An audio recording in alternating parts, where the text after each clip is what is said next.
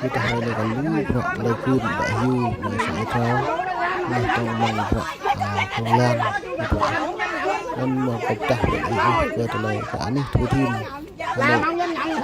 như là bên sang hàng được là mạng lần là lên trong mạng lần sang tố mạng bên sang rút ngay là đó lại đường màu những cấp giờ đầu của mạng bên sang giờ đầu thu tổ ký tầm hắn cục tắc lại nguyên thằng con về từ này đại diện của từng hàng lấy cái lần là vật này nhưng là bên sang như ngay một cái buổi lần này một lần con là điều quy định là dần như cô cái tình hàng sao tôn trọng mày đó đeo có ai tôn trọng mày cả làng ở đây cả xóm ở đây tôn trọng dân anh là lãnh đạo mà anh nói với người dân đó là tôi không cần tôn trọng, anh có đáng làm lãnh đạo không hả? Anh là lãnh đạo mà anh nói cái từ là tôi không cần anh tôn trọng, anh nói với người dân như vậy hả? Anh có xứng đáng không? Tao làm tao nhận tao có xây dựng đâu chính quyền kỳ vậy, chính quyền mà để cho đổ đầu cơm xương cá cho tụi tao ngồi vậy nè, đậu má đậu còn muối luôn, nó đâu có sợ. Đem lại sử dụng dân xe bắt chó đâu hả? Làm chính quyền không? Rồi đem xe bắt chó lại cho tao nữa. Hả? Đậu mà mày coi tao là cái gì? Mày có quyền, mày có được phép đậu mới mày bảo vệ chính quyền của mày. Chính quyền của mày đừng có đụng cho người ta. Để mày chạy làm cái gì phải hỏi là mày không á? Đó ba đi mặn thằng mày không?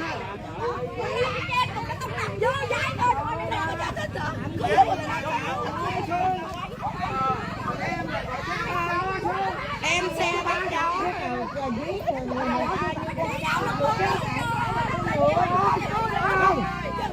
mày không phải là con chạy rồi, nó xuống nó sỉ nhục người ta đã rồi nó chạy rồi. mày sỉ nhục người ta chứ che mà che tao sắp mưa rồi, người ta che người ta vô tao xuống mưa thôi có cái gì đâu. Trời chuyển mưa tao qua tao che. Có cái gì đâu. Các anh còn ở nhà trong vườn, các anh vô các anh luôn. Nói là bữa xe bắt chó quay mặt tao thấy như mày là tao khăn. À vậy xe bắt chó vậy hả? Đây là cái thuộc ông phường thôi, tại coi trên cái sở phường An Khang thành phố Thủ Đức. Chết cái con. Một lãnh đạo như vậy là một lãnh đạo thôi. Dừng đem đây. Che đi xong trời mưa bà con rồi đó. Đừng có làm gì vậy bà con.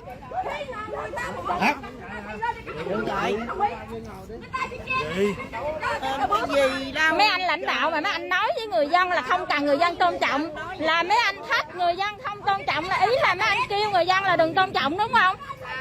Thì tụi tôi bằng cái gì phải tôn trọng? Đó là mấy anh mà khởi xướng ra mà. Có phải là con người không? Tao không thèm nói, tao không nói là tụi bay đã hiểu rồi đó. Tụi coi như người dân không phải là ngu si đâu, nhưng mà không nói để cho tụi bay biết vậy đó, để trời phạt tụi bay, đúng không? Tao khinh.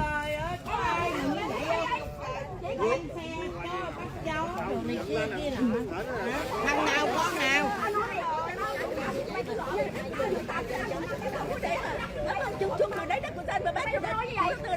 tao khinh.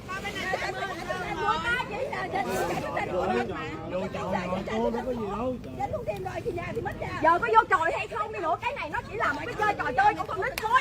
Tụi bay đừng có làm như vậy. Đây chỉ là một cái trò chơi con nít thôi. Đừng có xóa sờ trách nhiệm rồi mày làm như vậy với dân là không đúng. Mấy đứa làm gì chứ tôi biết mà. Đừng làm sai phép xuống. Xuống làm giờ làm biên bản của tụi chị. Đây là che nắng thôi, tôi làm cái gì đâu. Mà xuống với dân như vậy.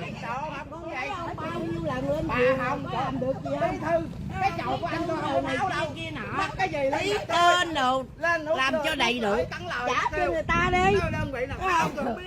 Không trả đi ta lên phường làm gì nữa. Phường đô thành phố đây, cái phường đô giờ bóc của tôi mẹ có cái lời nói của mình còn giữ đếm được lên phường làm gì? mày hứa đi. Ai muốn làm việc thì xuống đây.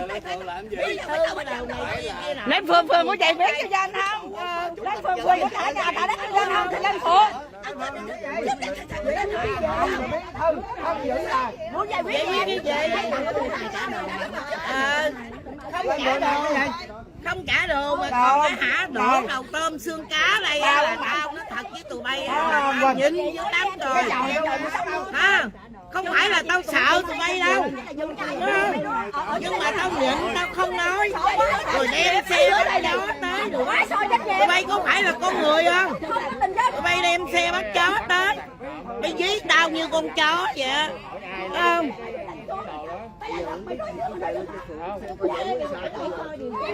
Giải quyết lên bao nhiêu lần rồi, giải quyết được cái gì lên tôi ghi nhận không à?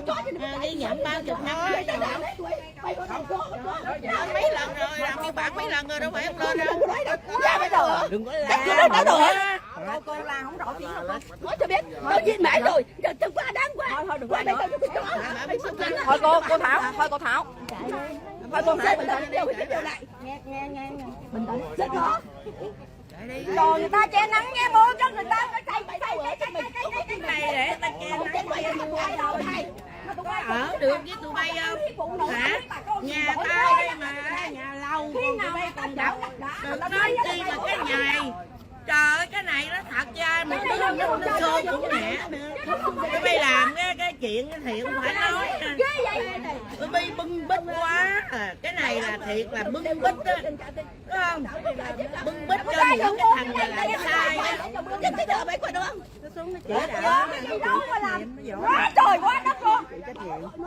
Mày sợ cái hả? Xong cái rồi. Mày hứa bao nhiêu cái hứa là mày có cái hứa nào mày làm đúng không? Quá trời quá đất à. Lần rồi. Mày có hứa chuyện nào mà nó đúng chuyện đó không? Cái tấm bạc cái dơ giá như vậy có phải là cái nhà không mà sợ đến mức độ gió vậy? Giật mình. Tao nói thiệt nha, ngày này, tháng này, năm này á hả, ta hận tụi bay, ta hận suốt đời luôn á. Thấy không? Ta hận á, ta hận là tụi bay á, coi á là người dân á đem xe bắt chó đầu tới đây nè, đổ đầu tôm xương cá đây cho tao nè, tao hủi nè. Quá trời quá đất. Với tụi bay á hả, tao hận tụi bay suốt đời luôn. Quá trời quá đất. Phải không? Tao giả dại qua hả? Mày đừng có nói đâu. Làm quà với tụi bay. Bao nhiêu? Cha mày nó cha làm mày mà sáng luôn. Ủa là thành chó hả? Đâu. Anh nói chứ anh học nhà nói chứ mà nói được hả? Anh thân con người đó hả? Bây giờ anh học nhà nước mày biết. Thằng chó là cha là mày bay này. Chó là cha là mẹ để cho mày này. Nó tao còn hơn tụi bay chứ mày nói. Mày anh học rồi, bà tao muốn cái người tao nói chứ. Thì chết đi. Nó bắt đi. Cũng chưa nó gần. Chẳng chết được con. Mày cứ bắt tao đi. Nó bắt ra quay về đó. Nó quay về đó.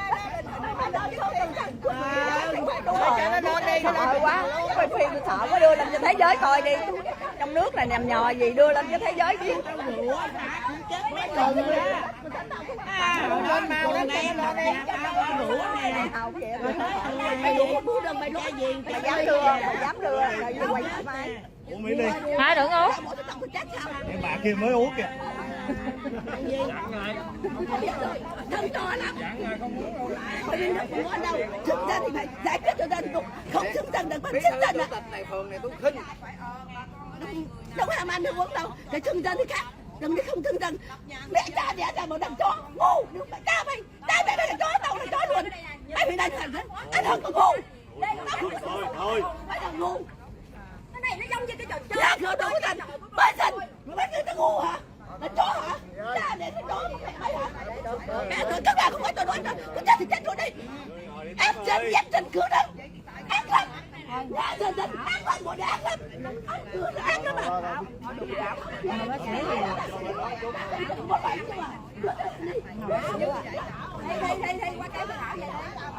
Chạy đi, để bước xuống cho là đi.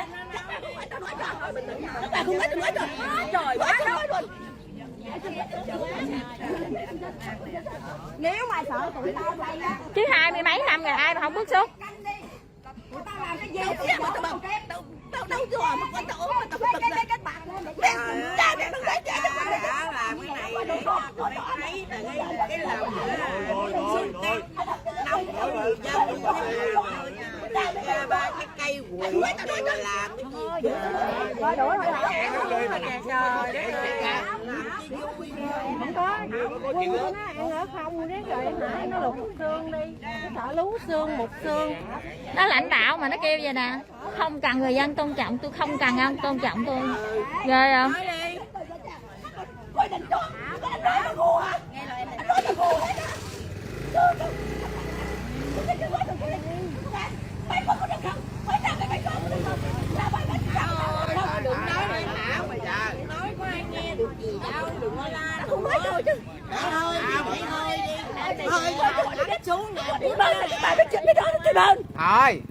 để hơi hảo mà hảo không có nè Ở chủ tịch phó chủ tịch xuống chửi chơi chứ đừng có chửi mấy ông này. đường nói chứ mà Chủ tịch phó chủ tịch xuống chửi chứ chửi mấy ông này chi. Quá sợ trách nhiệm luôn, không biết thương dân luôn á. Nó chịu không nổi đó. Để hai chúc bạn cho phó chủ tịch xuống.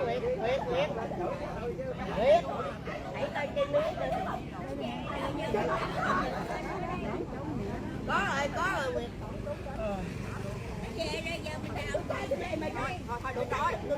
Được rồi, giữ sức khỏe. Tôi chịu trách nhiệm làm được cái đó gì đâu chịu trách nhiệm. làm què gì được đâu đủ mẹ đây dựng có 2 cây cột bằng con chặt à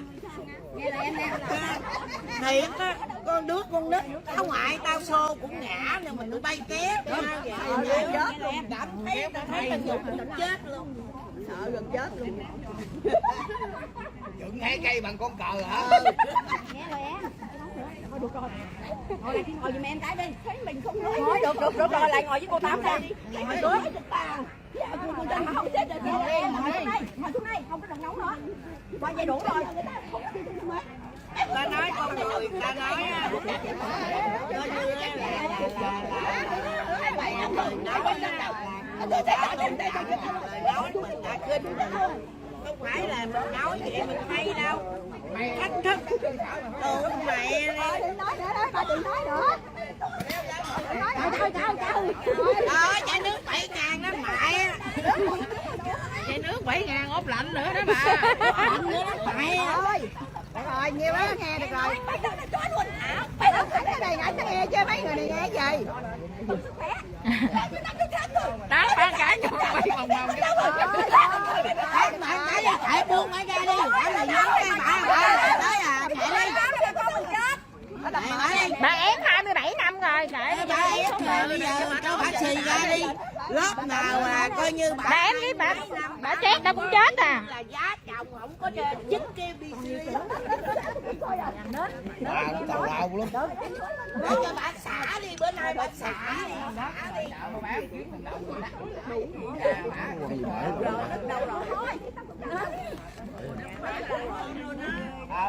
Bà chưa đào một phút mã lên mà còn mai.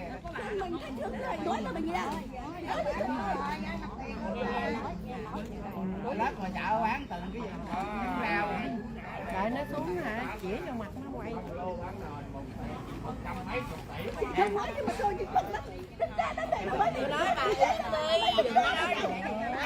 Nó chặn đường ở ngoài đó, không có đem bình oxy vô cho bà thở được đâu đó. Anh nào có mình ngu à? Đánh cười cái là mới được to hả? Mất to hả? Nó đánh đầu cướp rồi nè. Nó không có cho. Đâu dám để ra đây. Anh không cho nước phải đứng lên. Anh không cho nước phải đứng lên. Mấy người ta chó đó, người ta chó đó. Nó mẹ nhà mày là chó, tao là chó luôn. Mày là người đâu? Mày là người mày không biết nói câu đâu. Mày là người mà không nói câu đó đâu. Tao nói tao biết. Mày biết tao là mày là chó đi. Tao mẹ mày là chó luôn. Chứ mày là người đâu. Để đi cho bức xúc bà nói đi. Vậy chứ 27 năm người ta khổ rồi mà còn đem xe bắt chó thả găm xuống sỉ nhục người ta, nó lấy gì đâu bức xúc. Cứ chết cho tên bao nhiêu năm 27 năm trời.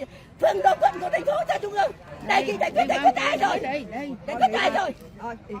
Đi thôi thả cô Dung Dung. Ăn không à? Ăn đủ thứ luôn chứ. Thôi được rồi ta. Ăn của mình sát rồi à. Được rồi.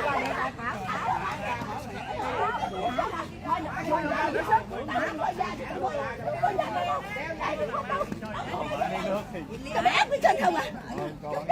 Thôi không đổ anh đâu. Con mình. Đừng có phải đâu hả? Tôi giá cho bà nằm xuống luôn á, sự bế tỏn có sự kiện. Ủa hả? Giờ bà em không? Nói cho bạn đâu tôi nói.